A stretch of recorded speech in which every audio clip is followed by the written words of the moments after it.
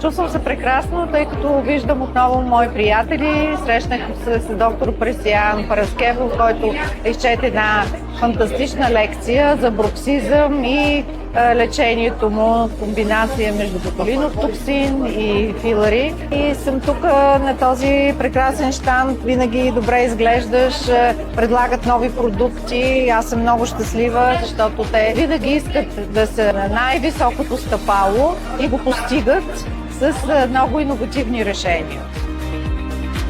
Новостите, първо това, което казах, че има нов продукт за очи, има нови биостимулатори, които сега на днешно време са на първите редици, които използваме естетичните лекари.